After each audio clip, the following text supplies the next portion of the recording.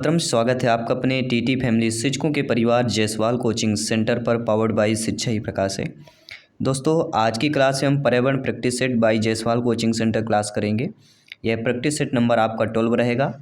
यह practice set practice paper आपके संपूर्ण सिलेबस के अकॉर्डिंग आपके महत्वपूर्ण 30 क्वेश्चन जो है कंबाइंड किए गए हैं, तो ध्यानपूर्वक समझना है और फीडबैक करना है। और इसके साथ साथ साथियों, आप सभी लोग जानते हैं 7 PM में हमारी इवनिंग में क्लास होती है, लाइव क्लास होती है, तो सभी लोग 7 PM पे ज्वाइन कीजिए।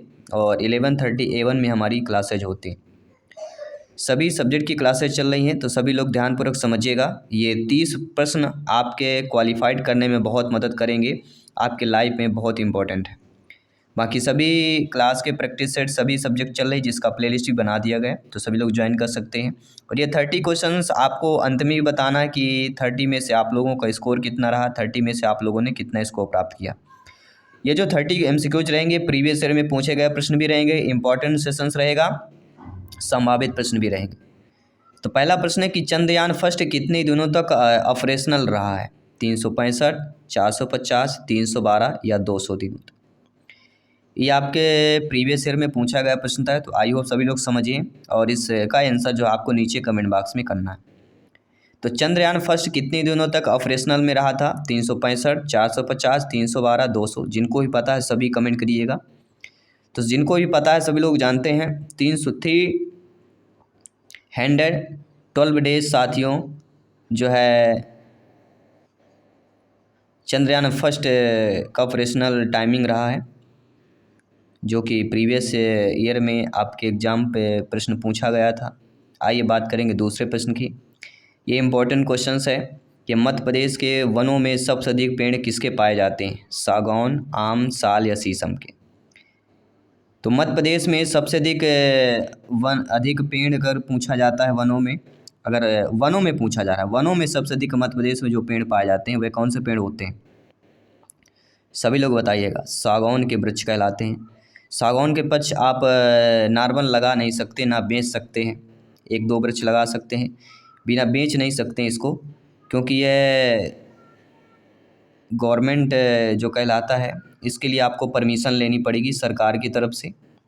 इसके बाद सागौन के वृक्ष सरकार ही खरीद सकती है, तो इन चीज़ों को ध्यान देना है। अगला प्रश्न है पोलियो किसके कारण होता है? तो सभी कमेंट कीजिएगा मेरे ब्रदर सिस्टर टीचर्स जिनका सपना है MPTET क्वालिफाइड करना। तो पोलियो किसके कारण होता है? कृमि, जीवाणु, कवक, विषाणु। तो एक रोग से संबंधित प्रश्न तो आना ही आना है, सभी लोग जानते हैं, किसी भी प्रकार से पूछा जा सकता है। ये आपका महत्वपूर्ण टॉपिक, ठीक है। तो पोलियो किसके कारण होता है? सभी लोग जानते हैं विषाणु के कारण होता है। किसके कारण होता है पोलियो? विषाणु, यानी कि D option he the right answer हो जाएगा यहाँ पे। अगला प्रश्न यहाँ पे दिया गया है इसरो के किस मिशन में चंद्रमा पर पानी की बर्फ की खोज की थी? Chandrayaan first, Chandrayaan 2, Gaganyaan, Aditya L1। सभी कमेंट कीजिएगा मेरे दोस्तों। आप सभी लोग जानते हैं इसरो के जिस मिशन में चंद्रमा पर पानी की बर्फ की खोज की बात की जाती है। इंपॉर्टेंट क्वेश्चन है, संभावित प्रश्न है। तो जिस मिशन में चंद्रमा पर पानी की बर्फ की खोज की वह मिशन चंद्रयान फर्स्ट ही है साथियों। जी हाँ, ध्यान रखिएगा। इंपॉर्टेंट क्वेश्चंस है, इंपॉर्टेंट सेशन है। इसरो जीके से इंपॉर्टेंट क्वेश्चन है आपके। अंतरिक्ष से संबंधित जो प्रश्न पूछेंगे उस लेवल के हम यहाँ पे प्रश्न कंबाइन कर रहे हैं, ताकि EVS में 30 में से 30 अंक जो आप आसानी से प्राप्त कर सकें, क्वालिफाइड कर सकें।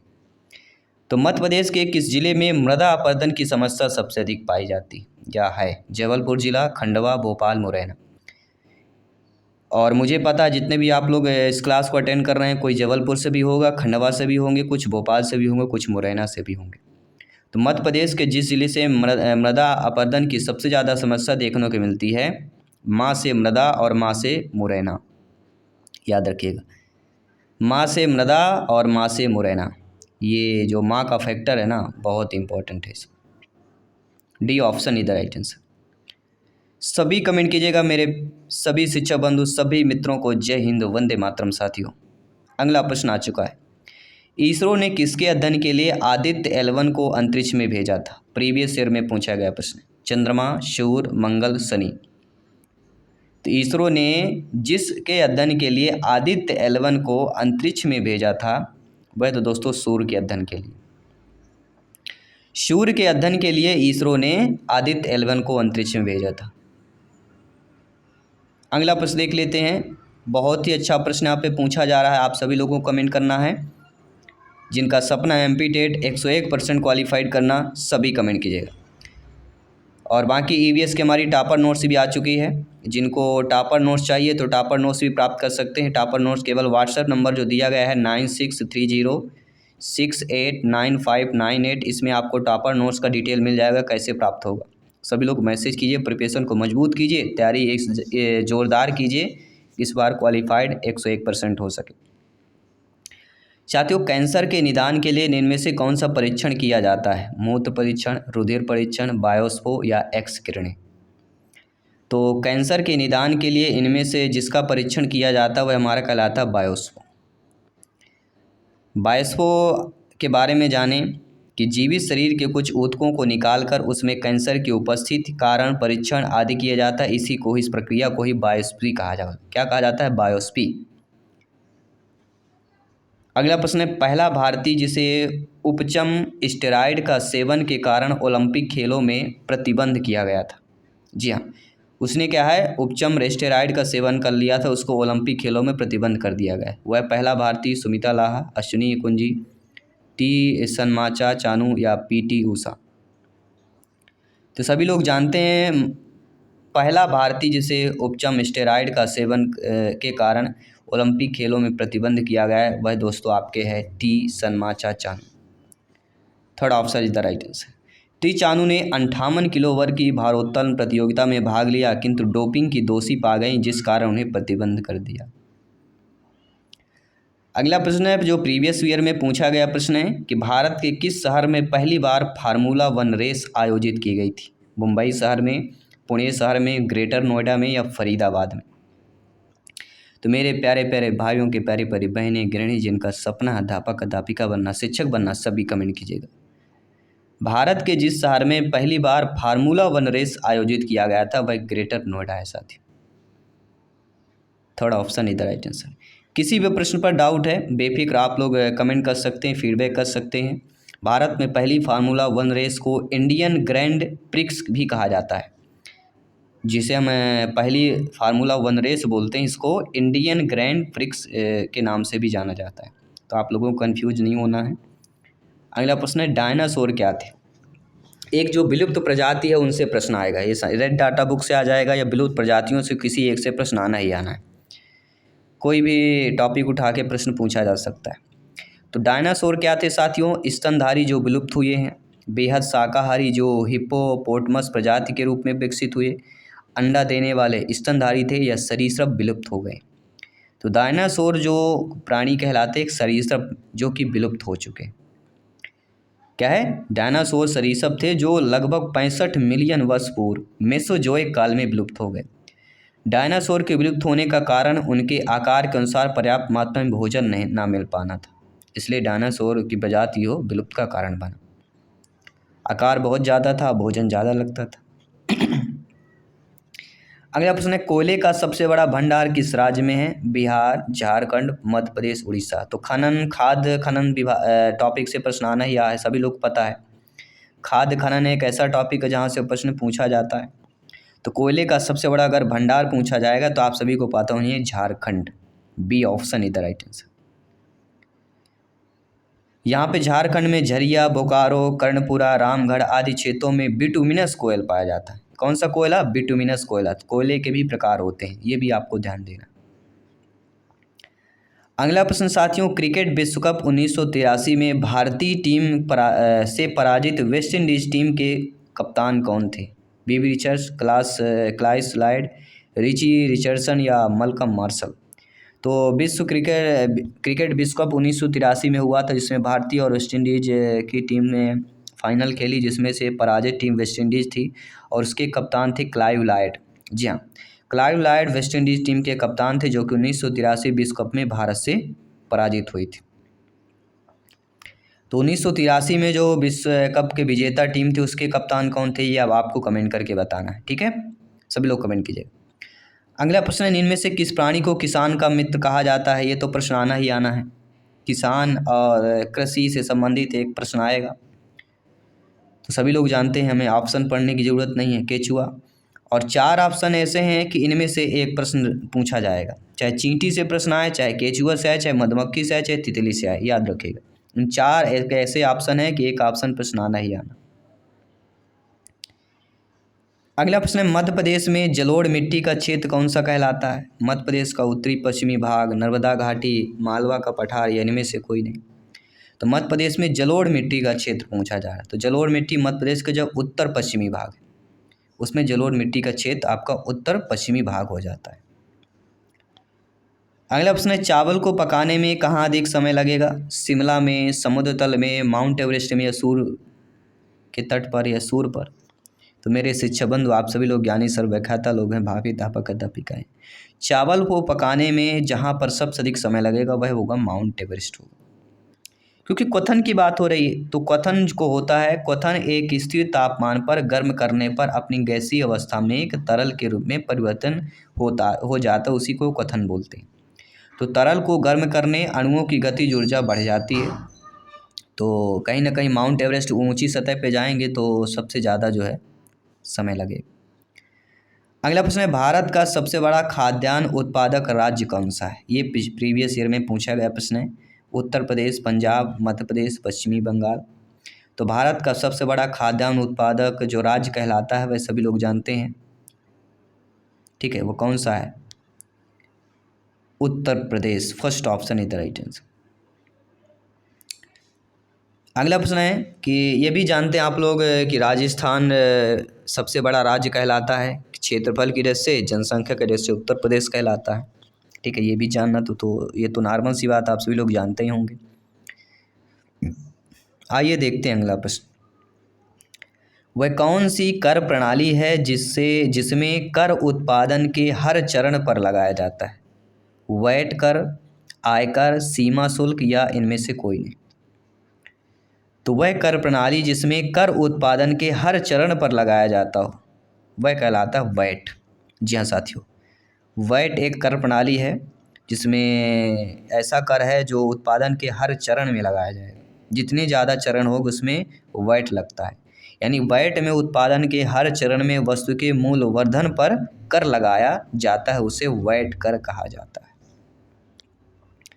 अगला, राष्ट्रीय पारिचर्य की रूपरेखा 2005 का उद्धरण निम्न में से किससे हुआ? सभ्यता और प्रगति से, गीतांजलि से, गोदान से, विज्ञान और तकनीक से? सभी कमेंट कीजिएगा, जिनको पता है कमेंट कीजिए, जिनको नहीं पता है सोचिए और कमेंट कीजिए। राष्ट्रीय पारिचर्य की रूपरेखा 2005 का उद्धरण इनमें से सभ्यता और प्रगति से हुआ है। फर्स्ट ऑप्शन इधर राइट आंसर हो जाएगा। अगला प्रश्न, निम्न में से किसमें कोलेस्ट्रॉल नहीं होता है? मूंगफली के तेल में, घी में, छाछ में, आइसक्रीम में? और आप जानते हैं नहीं वाला ज़्यादातर अब पूछा जा रहा है, पिछली बार भी पूछा गया था, नहीं वाले ज़्यादा क्वेश्चन पूछे जा रहे हैं। तो कोलेस्ट्रॉल किस में होता है ये जानना जरूरी है। घी में, छाछ में, आइसक्रीम, फैट कोलेस्ट्रॉल मतलब फैट। मूंगफली के तेल में कोलेस्ट्रॉल नहीं होता है, याद रखिए। कोलेस्ट्रॉल तेल आधारित पदार्थ होती है जो रक्त में घुलता नहीं है, ये ध्यान रखें। कोलेस्ट्रॉल रक्त में नहीं घुलता है। कोलेस्ट्रॉल जो होता है शरीर के लिए आवश्यक है किंतु बहुत कम मात्रा में आवश्यक होता है, क्योंकि कोलेस्ट्रॉल की ज़्यादा मात्रा धमनियों को संकीर्ण करता है और रक्त के प्रवाह को सीमित करता है। क्योंकि फैट जमा होगा तो कहीं ना कहीं धमनियों पे प्रेशर बढ़ेगा, दाब बढ़ता है, और दाब होगा तो जगह कम होगी तो रक्त प्रवाह भी ज़्यादा नहीं हो पाता, सीमित हो जाएगा। ठीक है, तो इन चीज़ों को समझ गए होंगे। अगला है, RT एक्ट 2009 किस धारा में उल्लेख है कि बिना मान्यता प्राप्त विद्यालय चलाना प्रतिबंध होगा? धारा 19, धारा 28, धारा 32, धारा 22? तो RT एक्ट 2009 की जिस धारा में, धारा आपकी लगभग आपके धारा 28, जी हाँ, धारा 28 में उल्लेख किया गया है कि बिना मान्यता प्राप्त विद्यालय चलाना प्रतिबंध हो। तो बी ऑप्शन यहाँ पे सही हो जाए। ठीक है, धारा 28 RT अधिनियम 2009 में कहा गया है कि कोई भी शिक्षक खुद को निजी ट्यूशन या निजी निरीक्षण गतिविधि में संलग्न नहीं करेगा। सभी शिक्षकों पर प्रतिबंध लगता है। यह जो अधिनियम है केवल सरकारी शिक्षकों पर लागू होगा। तो जो कोई शिक्षक खुद को निजी ट्यूशन या निजी शिक्षण गतिविधि में संलग्न करता है तो वह एक धारा 28 के कारण अपराध की श्रेणी पर आता है। तो ये आप सभी लोग भावी शिक्षक, इसलिए आप सभी को ध्यान देना है। इस प्रकार के प्रश्न भी पूछे जाते हैं और आगामी इन चीज़ों को ध्यान देना है। ठीक है। अगला प्रश्न है, हड्डियों में किस पादप पोषक के उपस्थित होने के कारण इसका प्रयोग उर्वरक के रूप में किया जाता है? Nitrogen, phosphorus, sodium, calcium. यानी हड्डियों में क्या होता है जिसका इसका उर्वरक के रूप में भी प्रयुक्त होता है? तो हड्डियों में सभी को पता है क्या होता है, कैल्शियम होता है। हड्डियों में क्या होता है, कैल्शियम की फास्फोरस होता है, फास्फोरस होता है। यही गलतियां हम एग्जाम में कर देते हैं, क्योंकि कैल्शियम हमें हड्डी को मजबूत करने के लिए आवश्यकता होती है, लेकिन अगर हड्डी में उर्वरक पूछा जाता है तो आपको फास्फोरस करना है। यही चीज़ें थोड़ा हमने गलत, यानी कि कैल्शियम बता के आपको समझाया है कि अक्सर ऐसे एग्जाम में गलती होती है। कुछ लोग तो कमेंट कर देंगे कि सर आपसे ही नहीं बन रहा। ये हमारे पढ़ाने का तरीका होता है कि ऐसी ऐसी गलतियाँ होती हैं। ठीक है। जो हड्डियों के चूरे और पाउडर का प्रयोग जो है कार्बनिक उर्वरक के रूप में किया जाता है। बृहद यानी ज़्यादा पोषक तत्व माना गया है हड्डियों को फास्फोरस के अकॉर्डिंग। अगला, निम्नलिखित में से कौन जो है कार्नेटिक संगीत का रूप नहीं है? क्रांति, थिल्लाना, श्लोकम, टप्पा। देखिए, जो कार्नेटिक संगीत के रूप कहलाते हैं क्रांति, थिल्लाना, श्लोकम, ये तीनों कहलाते, लेकिन टप्पा नहीं कहलाती। टप्पा एक भारतीय अर्धशास्त्रीय संगीत का रूप है। इसकी विशेषता तेज सूक्ष्म गति होती है, इसीलिए इसको टप्पा बोला जाता है। अगला प्रश्न देखिएगा, सभी लोग फीडबैक कीजिएगा। साथियों, निम्नलिखित में से कौन से चंद्रमा पूर्णिमा के चांद के प्रकार हैं? यानी पूर्णिमा के चांद के प्रकार बताना है। कह सकते हिंदी में पर्यायवाची। Super moon, blood moon, blue moon या harvest moon, half moon, lunar moon, blue, harvest, super, वही चीज़ें हैं, थोड़ा आगे पीछे थोड़ा क्रम परिवर्तन किया गया है। देखिए, चंद्रमा पूर्णिमा के चांद के प्रकार पूछा जाए तो सुपर मून, ब्लड मून भी बोलते हैं, ब्लू मून भी बोलते हैं और हार्वेस्ट मून भी बोलते हैं। ये चारों आपके चांद के प्रकार। ठीक है, तो सभी लोग समझ गए अच्छे तरीके से। आइए बात करते हैं अगले प्रश्न की, जो कि प्रीवियस ईयर में पूछा गया प्रश्न था कि निम्नलिखित में से कौन सा अधिगम हेतु भ्रमण का स्थान हो सकता है? स्कूल के मैदान के चारों ओर घूमना, एक संग्रहालय की यात्रा, केवल फर्स्ट, केवल दो, दोनों, या ना तो एक ना तो दो। तो आप सभी लोग जानते हैं कि भ्रमण अधिगम में पर्यावरण में आता ही आता है, भ्रमण से संबंधित। तो अधिगम हेतु भ्रमण का जो स्थान होगा, स्कूल के मैदान के चारों तरफ घूमना भी हो सकता है और एक संग्रहालय की यात्रा भी हो सकती है, क्योंकि वहाँ पर भी देखने को मिलता है। तो कहीं ना कहीं दोनों सही दी गई हैं, तो सी ऑप्शन यहाँ पे हम सही कर लेंगे। बाकी किसी भी प्रश्न पर डाउट है बेफिक्र आप लोग कमेंट कर सकते हैं, फीडबैक कर सकते हैं। आइए बात करते हैं आपके अगले प्रश्न की। दोस्तों, इनमें से कौन सा अनुच्छेद समता के अधिकार का प्रावधान करता है? अनुच्छेद 14, अनुच्छेद 19, अनुच्छेद 20 या अनुच्छेद 21? सभी लोग बताइए। अनुच्छेद से प्रश्न आना ही आना है, कोई भी टॉपिक पूछा जा सकता है, लेकिन वह शिक्षा से रिलेटेड ही होगा, ये ध्यान देना आप सभी को। तो वह अनुच्छेद जो समता के अधिकार का प्रावधान करे वह अनुच्छेद 14 है, याद रखिए। समता का अधिकार मतलब अनुच्छेद 14। अगला, इनमें से कौन सा मूल कर्तव्य नहीं है? संविधान का पालन करना एवं राष्ट्रीय ध्वज का सम्मान करना, सामाजिक एकता एवं बंधुता को बढ़ावा देना, राष्ट्र की संप्रभुता को बनाए रखना एवं उसे बढ़ावा देना, या कह सकते हैं सैन्य और अकादमिक उपाधियों को छोड़कर किताबों का उन्मूलन। देखिए, मूल कर्तव्य जो हमारे हैं, संविधान का पालन करना, राष्ट्रीय ध्वज का पालन सम्मान करना, ये हमारे मूल कर्तव्य हैं। और सामाजिक एकता एवं बंधुता को बढ़ावा देना, ये भी मूल कर्तव्य हैं। राष्ट्र की संप्रभुता को बनाए रखना, उसे बढ़ावा देना, ये भी हमारे मूल कर्तव्य हैं। यानी बचता है डी ऑप्शन। सैन्य और अकादमिक उपाधियों को छोड़कर किताबों को उन्मूलन, तो ऐसा नहीं है, छोड़ना नहीं है किसी को, क्योंकि हमारे कर्तव्य हैं, हम अपने कर्तव्य को नहीं छोड़ सकते। अगला प्रश्न देखिएगा। आईसीटी इसमें महत्वपूर्ण भूमिका निभा सकता है। व्यक्तिगत अधिगम शिक्षण और सामूहिक अधिगम और शिक्षण किस प्रकार से निभा सकता है? देखिए, सभी शिक्षक बंधु आप सभी लोग जानते हैं, ज्ञानी सर्व व्याख्याता लोग हैं, कि आईसीटी में महत्वपूर्ण भूमिका की अगर बात करते हैं तो कहीं ना कहीं व्यक्तिगत अधिगम और शिक्षण भी आता है और सामूहिक अधिगम शिक्षण आता है, अर्थात ये दोनों आ जाते हैं। तो दोनों किस में दिया गया है? सी ऑप्शन में। तो सी ऑप्शन यहाँ पे आपका सही हो जाएगा। सभी लोग हर एक क्वेश्चन को आप समझ रहे होंगे, और एक रैंडम क्वेश्चन कर रहे हैं जो आ सकता है, संभावित हो सकता है 1-2 क्वेश्चन रैंडम क्वेश्चन पूछे ही जाएंगे, आपको पता ही है। जो हम सोच भी नहीं सकते। च्युइंगम किससे बनता है? हर मुंह के जुबान में होती है च्युइंगम, कोई ना कोई अवश्य खाया होगा, 99% लोग ने खाया होगा इसको और खाते भी होंगे। तो च्युइंगम जिससे बनता है वह टेनिन से बनता है, रेजिन से बनता है, लेटेक्स के बनता है या गम से बनता है? अरे भैया गम से तो चिपकाया जाता है, ठीक है, तो किससे बनता है? लेटेक्स के बनता है। च्युइंगम जो होता है, लेटेक्स एक जलीय माध्यम में स्थायी फैला हुआ सूक्ष्म बहुलक पदार्थ होता है। यह प्रकृति में 10% पुष्पीय पौधों के दूधिया पदार्थ के रूप में पाया जाता है। यह सामान्यतः पौधे के ऊतक से स्रावित होता है, इसे आपके लेटेक्स बोला जाता है। तो ध्यान दीजिएगा। आइए बात करते हैं अगले प्रश्न की। मध्य प्रदेश रेलवे का प्रमुख जंक्शन इटारसी मध्य प्रदेश के किस जिले में स्थित है? खंडवा, बैतूल, होशंगाबाद, देवास। तो मध्य प्रदेश का इटारसी जो कि काफ़ी बड़ा माना जाता है, ठीक है। तो इटारसी जो है किस ज़िले में स्थित है ये आपको कमेंट करके बताना है, फीडबैक करके बताना है। तो इटारसी शायद मेरे ख्याल से होशंगाबाद में। आपके अकॉर्डिंग क्या है? आप लोग भी हमें शेयर कर सकते हैं, फीडबैक कर सकते हैं और बता सकते हैं। अगला प्रश्न दिया गया कि प्राथमिक कक्षा स्तर पर पर्यावरण अध्ययन शिक्षण के 3 प्रमुख उद्देश्य बताना है। ज्ञान, अवबोध, अनुप्रयोग, कौशल, रुचियाँ और अभिवृत्तियाँ, योग्यताएँ, प्रशंसाएँ, अवकाश काल सदुपयोग या उपरोक्त में से कोई नहीं। तो प्राथमिक कक्षा स्तर पर पर्यावरण अध्ययन शिक्षण के 3 प्रमुख उद्देश्य बताना है और इसका आंसर आपको कमेंट करके बताना है। और ये भी आपको कमेंट करके बताना है कि इस 30 क्वेश्चन, 30 MCQ, 30 मॉक टेस्ट में आपका स्कोर कितना रहा, आपका आंसर कितना रहा। तो सभी लोग ध्यानपूर्वक कमेंट करना है, प्रत्येक प्रैक्टिस सेट अटेंड करना है। जिनका भी प्रत्येक प्रैक्टिस सेट में 25+ स्कोर आया तो वाकई में आपकी तैयारी बेस्ट चल रही, आपका नॉलेज अव्वल लेवल का है, आपको सिलेक्शन पाने से कोई नहीं रोक सकता। जिनका कम आ रहा है तो उनको मायूस होने की ज़रूरत नहीं है, वो भी सभी प्रैक्टिस सेट अटेंड करें, हम हमारी टॉपर नोट्स प्राप्त करें ताकि कम समय में और आपकी बेस्ट तैयारी हो सके।